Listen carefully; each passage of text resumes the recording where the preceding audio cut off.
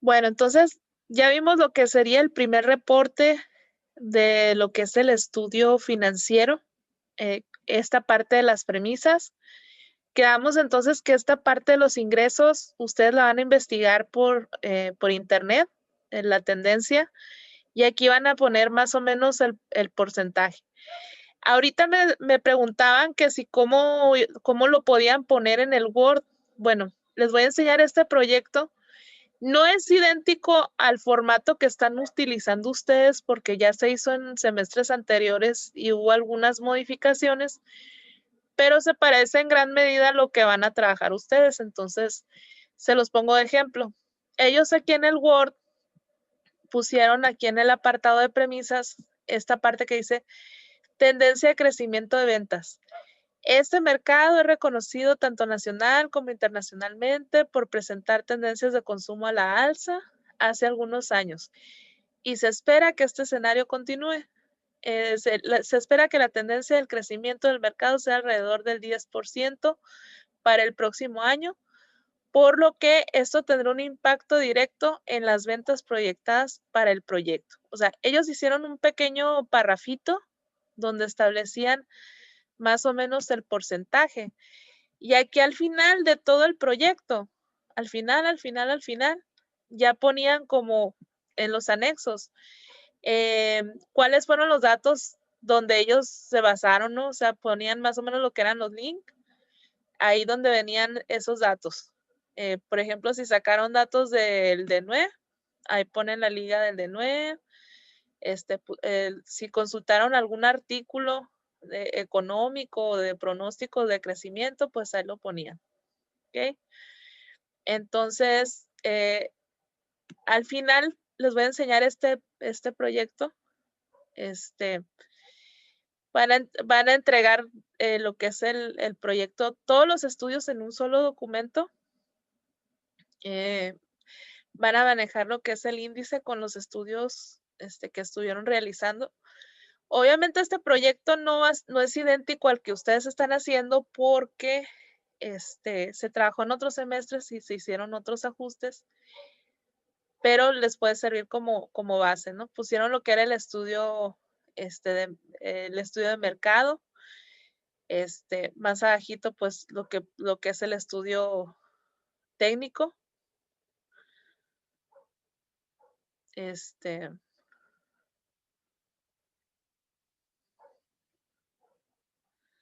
Aquí vienen, miren, así el diagrama de flujo, o sea, lo que fue el estudio técnico.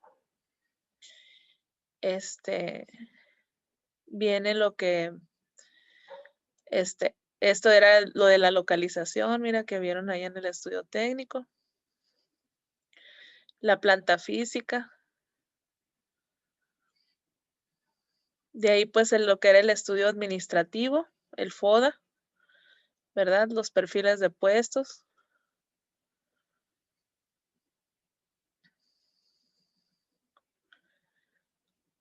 Ok. Y el estudio financiero, como se trabaja en el Excel, si se fijan en Word, es mínimo lo que se escribe. Por ejemplo, aquí en las ventas proyectadas en el Word, ellos nada más mencionaron las ventas anuales, de cuántos pesos estaban estimando. Más o menos lo que serían los costos, cómo los estimaron la tendencia. Los costos fijos, pues anuales, de cuánto serían. O sea, realmente en el Word no van a teclear demasiado en relación a estas premisas. Es nada más como mencionar que tomaron en cuenta y ya el cálculo, o ya el desglose, pues ya vendrían en estas celdas del Excel. Por eso van a subir al final los dos archivos, que es el de la corrida financiera y el Word, pues, pero ya integrado todos los reportes.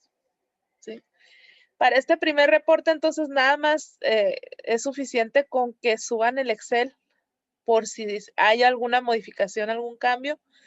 Ya cuando vayan a presentar el trabajo total, pues les pueda aparecer. ¿Ok? Bueno, seguimos en el segundo reporte. Sería lo que son las tendencias del sector.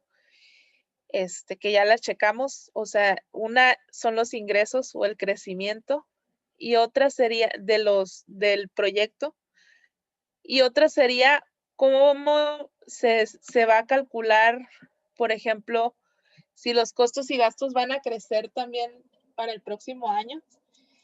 Siempre hay información en internet como relacionada a la inflación, al costo de insumos, o sea, cuáles van a ser las proyecciones.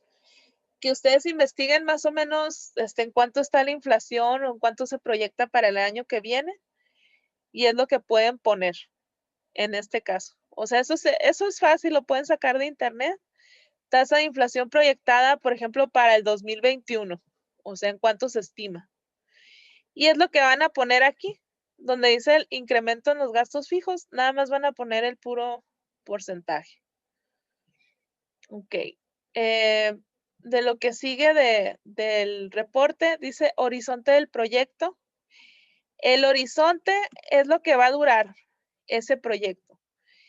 Este horizonte es diferente, muchachos, para cada proyecto de inversión. O sea, no todos los proyectos de inversión pueden tener el mismo horizonte. El horizonte es lo que dura o a cuántos años lo estás proyectando. Por ejemplo, un proyecto agrícola tienes que proyectarlo entre 5 y 10 años, dependiendo del tipo de cultivo. Hay cierto tipo de proyectos como los aguacates, por ejemplo, o el nogal, que el árbol se tarda como 5 años en empezar a producir. Entonces, imagínense si el horizonte del proyecto lo dejo a 3 años, o sea, y el árbol me empieza a dar hasta los 5, pues me va a salir que no es viable si yo pongo tan corto el horizonte. O hay proyectos, por ejemplo, proyectos chiquitos de microempresas, que el tiempo estimado de vida para saber si una microempresa puede llegar a sobrevivir es aproximadamente entre 2 o 3 años, o sea, cuando ya puede alcanzar una etapa estable. Entonces, pueden considerar un proyecto a 3 años. Cuando yo trabajaba en incubadora, la mayoría de los proyectos que evaluaba Secretaría de Economía pedía una evaluación a 5 años. O sea, es la más común, a 5 años. Más o menos establecer ese horizonte. Aquí, para efecto de la materia, vamos a considerar un horizonte de proyecto de 3 años, nada más. Pero, o sea, esto puede variar, como les digo, dependiendo del tipo de proyecto, del giro y dependiendo de a quién se lo vas tú a presentar el proyecto, ya sea si lo vas a presentar para el gobierno o si lo vas a presentar para algún banco, o algún otro tipo de institución financiera, ellos a veces te establecen cuál va a ser el horizonte. Sigue lo que son las tasas de impuestos, esas ya las vimos. Esto depende si es persona física o moral, o si es, digamos, el tipo de régimen, es lo que debe de pagar. El PTU, que es la participación de los trabajadores. Y las tasas de depreciación. Ustedes, pues, como contadores, ustedes saben que los activos se deprecian cada año. Entonces, es que ustedes nada más investiguen esas tasas de depreciación. Esas tasas las pueden consultar en la ley del ISR. Ahí vienen cuáles serían las tasas de depreciación. ¿Para qué van a investigar las tasas de depreciación? Bueno, aquí mismo en el Excel viene una parte donde dice inversión total, valor de rescate y costo ponderado de capital. Aquí en lo que sería el total de la inversión, hay que acordarnos que es la suma de los activos fijos. Lo voy a hacer un poquito más grande para que se alcance a leer mejor. El total de la inversión es la suma de los activos fijos, diferidos y el capital de trabajo. Entonces, yo sumando estos tres, yo voy a saber de cuánto es mi inversión total. ¿Cómo se calcula el valor de rescate? Bueno, el valor de rescate es dependiendo del horizonte del proyecto al cual nosotros nos vayamos a proyectar. El valor de rescate es en cuánto pudiéramos nosotros llegar a vender o recuperar de esos activos una vez finalizando el horizonte del proyecto. Entonces, para poder calcular el valor de rescate, nosotros debemos de primero determinar cuál sería la vida útil y el porcentaje de depreciación de los activos. Esto, como les digo, viene en la ley del ISR.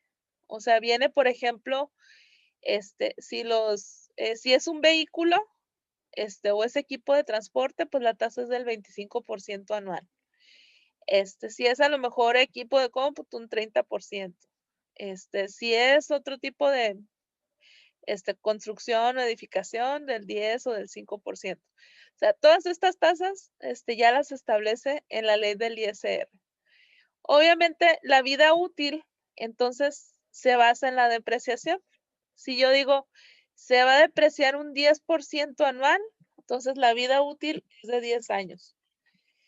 Si el bien o el activo tiene una tasa de depreciación del 25%, pues su vida útil sería de 4 años. El costo de adquisición, que es esta pestaña que viene aquí, es en cuánto lo compraste así de nuevecitititito. Aquí ustedes se suponen las premisas, van a poner los totales que ya calcularon en su estudio técnico. Por ejemplo, vamos a suponer que la suma sea de 100,000 pesos y aquí 300,000. Ok. Y aquí que sean, no sé, 50,000. Ok, y aquí otros 50,000 pesos. Se las estoy inventando nada más, ¿no? Entonces, para calcular lo que sería la inversión total, pues obviamente es la suma del activo fijo diferido capital de trabajo. Para calcular el valor de rescate, nosotros vamos a tomar en cuenta el costo de adquisición, que es lo que a ti te costó de nuevecito, ¿sí? Y la tasa de depreciación o amortización anual. En este caso, por ejemplo, si yo adquirí algo que vale 100,000 pesos, si se deprecia un 10% cada año, o sea, la depreciación anual sería de 10,000 pesos. Ahora, el valor de rescate lo vamos a calcular, ya que haya terminado el periodo, digamos, el horizonte del proyecto. Entonces, aquí en las premisas, donde viene horizonte del proyecto, nosotros vamos a poner a 3 años, que es para lo que estamos haciendo aquí en la materia. Si se fijan aquí, con este cambio, yo ya puse el horizonte del proyecto, que es a 3 años. Entonces, si se deprecia cada año 10,000 pesos, al cabo de 3 años, ese activo se habrá depreciado 30,000 pesos. Entonces, el valor de rescate es el costo de adquisición, en este caso, lo que a ti te salió de nuevecititito, el activo, menos la tasa de depreciación acumulada. O sea, eso va a depender, como les digo, del horizonte del proyecto, a cuántos años lo hayan estimado, y es lo que nos va a quedar a nosotros como valor de rescate. ¿Para qué se saca el valor de rescate? El valor de rescate es en caso de que el proyecto, digamos, por X o por Y no llegara a funcionar, nosotros vamos a saber cuánto pudiéramos recuperar de esos activos que compramos inicialmente al terminar ese horizonte de proyecto. ¿Sí? ¿Hasta aquí sí se entiende cómo se calcula el valor de rescate? Sí, maestra. Sí, ok. Ustedes tienen el beneficio de que nada más van a teclear y ya viene en el Excel, ya viene calculado. Pero es bueno que ustedes sepan de dónde se están calculando estas cifras, estos datos. El costo ponderado, fíjense bien, ponderado. ustedes aquí en las premisas pusieron, por ejemplo, vamos a suponer que del total de la inversión, de lo que yo determiné que necesito, a lo mejor el banco me da un 10%.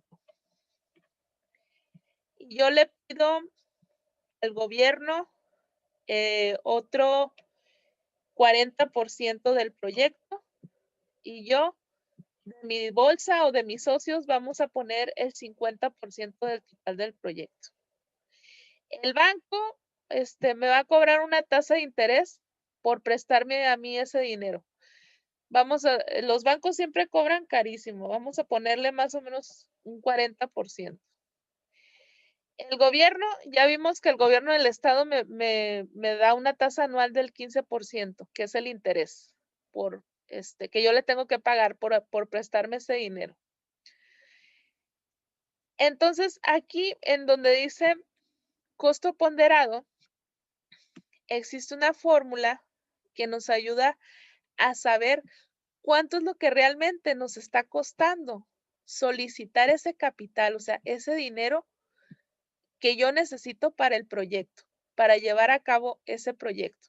Entonces, tenemos que una opción sería el banco, otra opción sería el gobierno y otro los inversionistas o los socios. Vamos a inventarle que aquí, no sé, yo lo pedí al HSBC en un crédito.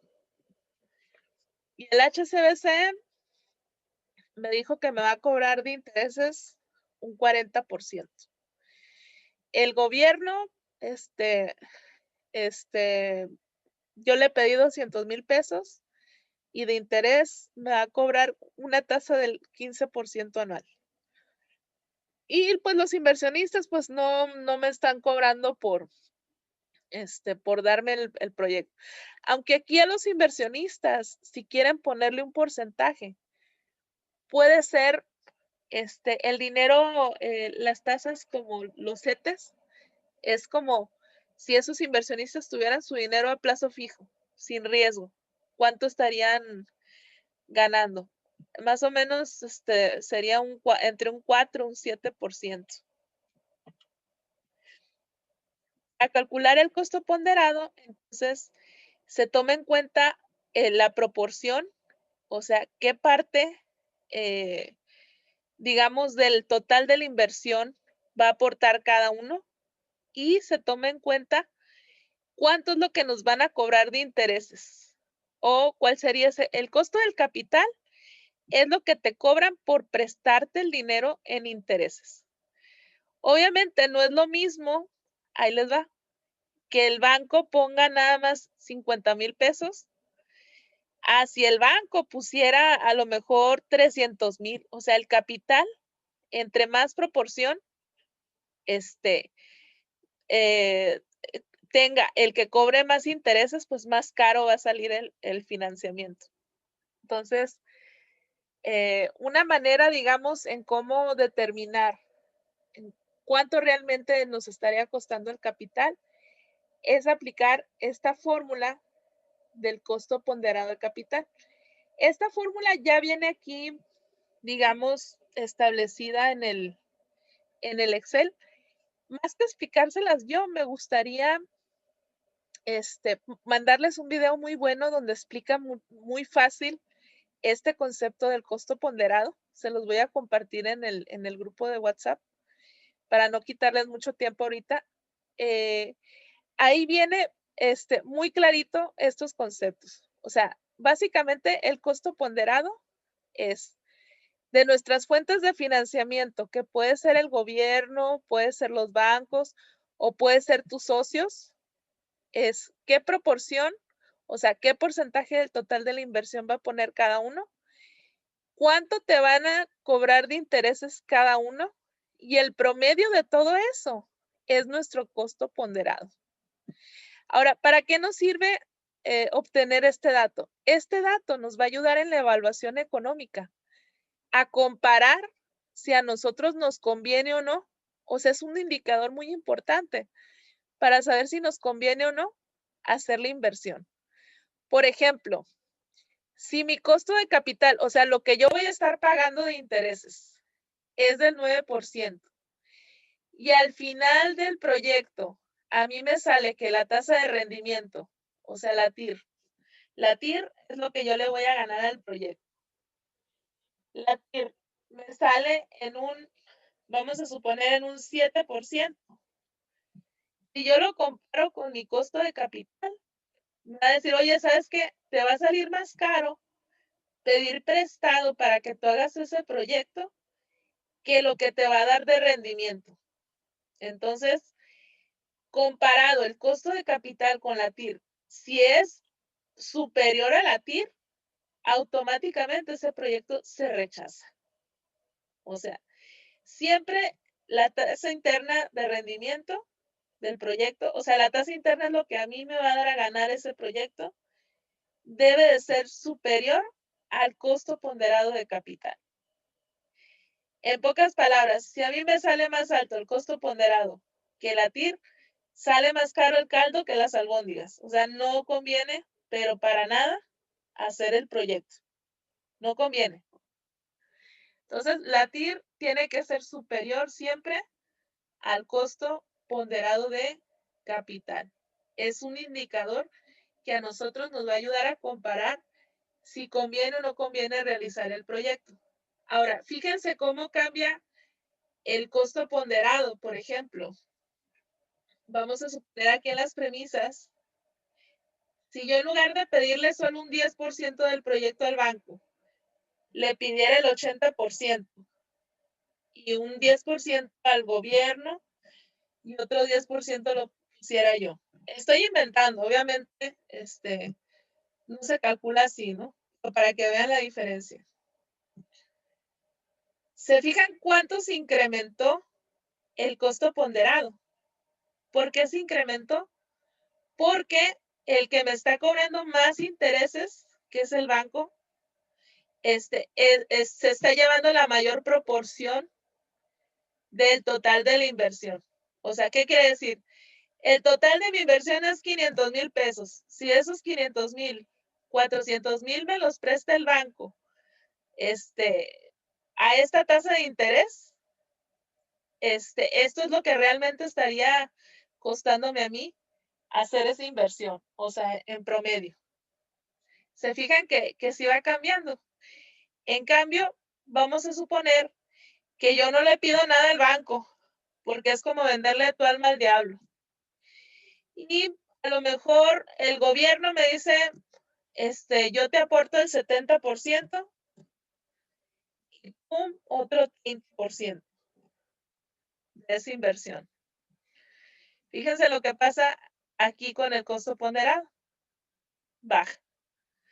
Entonces, a veces también para que un proyecto de inversión funcione, uno se tiene que fijar muy bien cuáles van a ser tus fuentes de capital. O sea, ¿a quién le vas a pedir prestado el dinero para que tú puedas llevar a cabo tu proyecto de inversión? Si se lo pides al banco, es como si le vendieras tu alma al diablo, o sea, son los que más cobran intereses. Si se lo pides al gobierno, puede ser una muy buena opción, pero el gobierno, ojo, tiene ciertos requerimientos, hay cierto tipo de proyectos que no se apoyan todo el año, y no es seguro, digamos, que te vayan a aportar todo. Entonces, por eso se les está pidiendo aquí en este estudio, que ustedes identifiquen qué proporción pondría cada uno, y cuál sería el costo de capital, porque con esos datos nosotros vamos a establecer el costo ponderado de capital. ¿Ok? Bueno, entonces hasta ahorita vimos los primeros dos reportes que tienen que ver con esa parte de las premisas. Viene un tercer reporte que tiene que ver con las fuentes de financiamiento, que aquí ya se van a dar cuenta porque les digo que sí es importante ver quién te va a prestar el dinero para saber si te va a convenir o no hacer el proyecto. Y saber también es muy importante cuánto va a poner o qué porcentaje va a poner cada uno. Tienen que establecerlo bien. y cuánto te van a cobrar por prestarte ese dinero, ya sea el banco o el gobierno. Y los socios o los inversionistas también van a querer, digamos, cobrar algún dividendo, o sea, algún retorno sobre su inversión, ¿sí? Aparte de la TIR, en los libros van a encontrar algo que se llama TREMA, que es la tasa de retorno esperado. O sea, hay también ciertos organismos o ciertos inversionistas que ya tienen su propio porcentaje de lo que quieren ganarle a un proyecto de inversión. Entonces, eso sería, digamos, el tercer reporte del estudio financiero. El cuarto, es lo que yo les mencioné ahorita del valor de rescate, el costo ponderado, que vimos en esta segunda pestaña, ¿verdad? Y aquí dice tabla de amortización. Bueno, si a ti te va a prestar dinero el banco o te va a prestar el gobierno, tú tienes que saber calcular cuánto es lo que estarías pagando año con año o mes con mes. En este caso, existen diferentes tipos de amortizaciones. Ustedes me imagino que ya llevaron alguna materia, por ejemplo, de alguna materia financiera, donde les enseñaba más o menos a hacer estas tablas de amortización, quiero creer. Sí. Esto es lo mismo, es nada más de acuerdo al horizonte. Por ejemplo, nosotros aquí establecimos que lo íbamos a hacer a 3 años. Entonces, de acuerdo al horizonte, ¿cuáles serían, digamos, los pagos que estarías haciendo año con año? ¿Y cuánto es lo que realmente estarías pagando por concepto de intereses? Por ejemplo, ahorita me aparecen ceros porque yo puse que no iba a ocupar del banco. Pero aquí dice institución bancaria 2, que sería el gobierno. Y aquí ya me aparece, de acuerdo a los años a los que yo lo vaya a sacar. En el caso de este ejemplo son 3 años. ¿Cuánto es lo que estaría pagando en total cada año? De ese total, ¿cuánto es lo que estaría pagando por concepto de intereses? Y ¿cuánto estaría pagando por concepto de amortización o por concepto del capital? Acuérdense, el capital es lo que nos prestaron, intereses es lo que va a ganar el banco o la institución que nos financie, y la suma de estos dos es el pago total anual. ¿Sí? Lo vamos a sacar a 3 periodos, que sería 3 años, que es el horizonte del proyecto. Y si se fijan, aquí en el tercer año ya me aparece sin adeudo, porque lo vamos a pagar en un total de 3 años.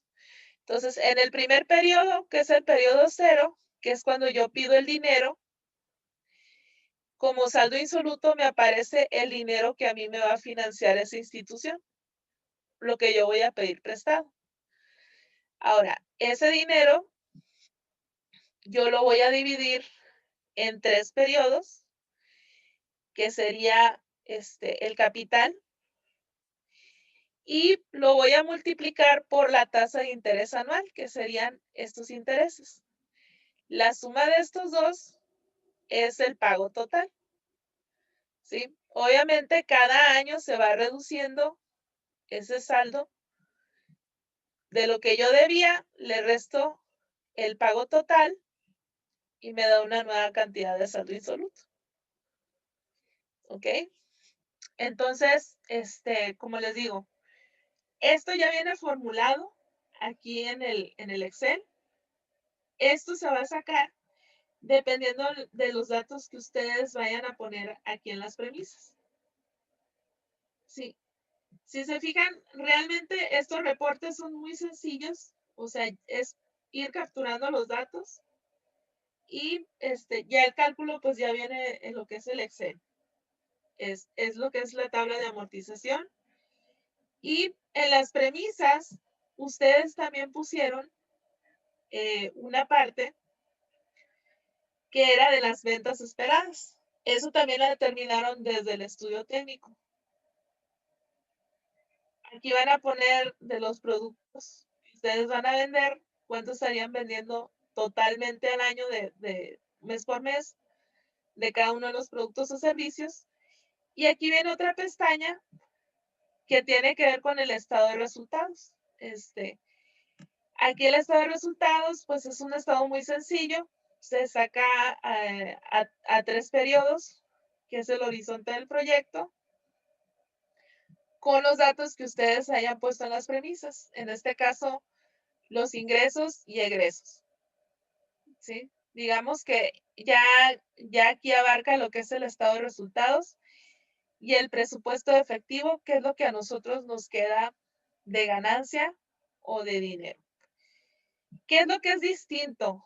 Bueno, una vez que nosotros tengamos lo que es el estado de resultados, lo que es los flujos de efectivo anuales, se va a proceder a hacer la evaluación económica. Esto son los indicadores que nos van a decir si un proyecto de inversión es viable o no, desde el punto de vista financiero.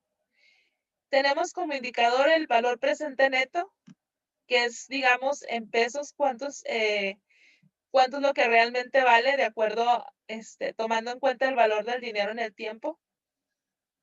Tenemos lo que es la tasa interna de rendimiento, que es el porcentaje de lo que nos va a dar a ganar el proyecto.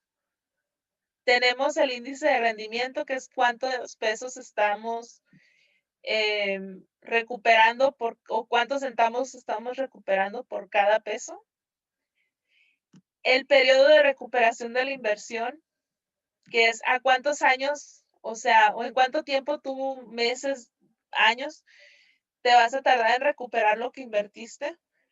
El punto de equilibrio, que son cuántas unidades y a qué precio las tienes que vender, ¿sí? Para no tener pérdidas ni ganancias. Y basándonos en estos datos, ustedes van a determinar si el proyecto es viable o no. O sea, esta parte es pura interpretación. Yo les voy a proporcionar un objeto de aprendizaje elaborado aquí en la academia, donde explican cada uno de estos indicadores, cómo, digamos, cómo deben de considerarse cuando son para un proyecto que es viable, cómo salen en el caso de que un proyecto no sea viable, cómo se pueden interpretar estos datos ya para hacer finalmente la evaluación del proyecto. Tips así rápidos que les puedo decir para no quitarles mucho tiempo. El valor presente neto, para considerarse un proyecto de inversión viable, siempre debe ser positivo. La TIR, que es la tasa interna de rendimiento, o sea, es lo que esperamos ganar en porcentaje, siempre debe de ser superior al costo ponderado de capital. Debe de ser positiva también para que un proyecto sea considerable como válido o viable. El periodo de recuperación de la inversión debe de esperarse que si el horizonte lo estamos calculando a 3 años, pues sea menor al horizonte del proyecto. O sea, que sí podamos ver utilidades. Esto, como les digo, depende del horizonte del proyecto que ustedes hayan establecido. Y el punto de equilibrio, pues en este caso, nos va a ayudar a saber o hacer ajustes en nuestros costos o en nuestras unidades, en lo que estamos nosotros vendiendo. ¿Ok? Bueno, entonces por el momento voy a dejar aquí la sesión, muchachos, para no atiborrarlos como con demasiada información. Es más sencillo de lo que se ve. Realmente es nada más los mismos datos que ustedes ya investigaron en los estudios anteriores. Ahora sí que ir pasando los totales aquí. Y tiene que ver mucho con esa parte de la interpretación. Los últimos reportes, que es el 6 y el 7, se va a hacer un estudio de sensibilidad. El estudio de sensibilidad es establecer escenarios. Por ejemplo, ¿qué pasaría con ese mismo proyecto en un estado optimista? ¿O qué pasaría en un escenario pesimista? ¿Sí? Poder comparar, bueno, un proyecto, si estamos hablando de un escenario normal, uno positivo y uno negativo, para nosotros poder hacer una evaluación un poquito más completa, ¿ok? Bueno, entonces esta semana, muchachos, nada más sería lo correspondiente al primer reporte, que son las premisas. Les estaría compartiendo, pues, este ejemplo que les mencioné de estos alumnos en la parte financiera, como para que vean cómo se redacta al final. En el caso de ellos, no se les solicitaba el estudio de sensibilidad. En el caso de ustedes sí lo van a hacer, pero les puedo mandar este ejemplo. Y ¿qué más? ¿Qué más? Pues sería eso, muchachos, en plataforma, en el virtual, ir trabajando en el Excel, en la parte de premisas, ir investigando. Los demás avances, chicos, sí me gustaría ya citar a cada equipo con las dudas también que hayan tenido de los otros estudios, para ver en particular ya dudas más puntuales, ¿no? De cada uno. ¿Ok? Entonces, déjenme aquí les dejo de compartir tantito la pantalla. Y voy a tener aquí la grabación.